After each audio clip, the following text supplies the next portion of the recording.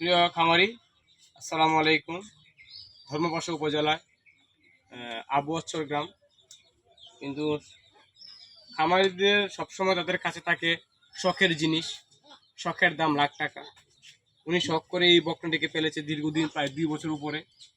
পরিপূর্ণ বয়স আসা পরেও সে হিটে আসছে না। হিটে আসছে তখন আমার সাথে যখন যোগাযোগ করছে, তখন আমি ওনাকে ভালো পরামর্শ দিয়েছি, কিছু ভিটামিন দিয়েছিলাম। হিটার জন্য কিছু মেডিসিন আছে বাজারে, এগুলো দিয়েছিলাম বিভিন্ন কোম্পানি। তখন আমি যখন কিছুদিন পরে সে হিটে আসছে, আবার খামারি আমার প্রতি বিশ্বাস স্থাপন রেখে আমাকে আবার ফোন দিয়েছিল। আমি আসছিলাম ওনার গাভীকে প্রজনন দেওয়ার জন্য। প্রথম হিট আমি যখন ভ্যাকসিন করি তখন সে হিট মিস করেছি। এটা আসলে আমাদের কোনো হাত নাই, সম্পূর্ণ উপরওয়ালার হাত। পরের বার যখন আবার সার্কেলের মতন 21 দিন পর আবার যখন সে হিটে আসছে, আমাকে ফোন দিয়েছে। আমি আসলাম। কালকে রাত্রে যদি গরম হয়, দেখা যায় আমি 18 ঘন্টার পর আমি ভ্যাকসিন দিয়েছি। ভ্যাকসিন দেওয়ার পরেও খামারে আবার সকালে ফোন দিয়েছে, রাতে নাকি সে অনেক চিল্লাচিল্লি করেছে।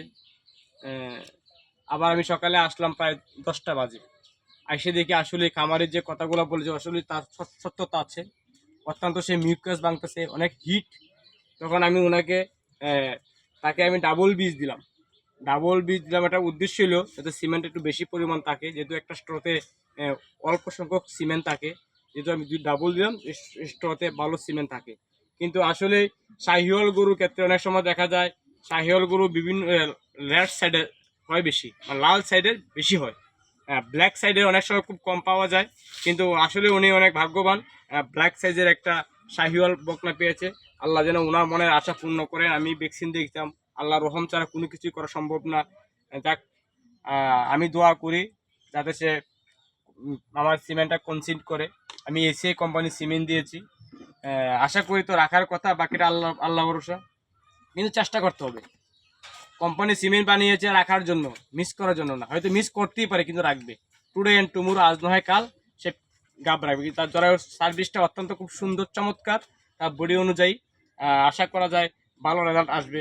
আমি অপেক্ষা করবো 21 দিন পর্যন্ত, দেখা যাক কি হয়। আসসালামু আলাইকুম, ভালো থাকেন।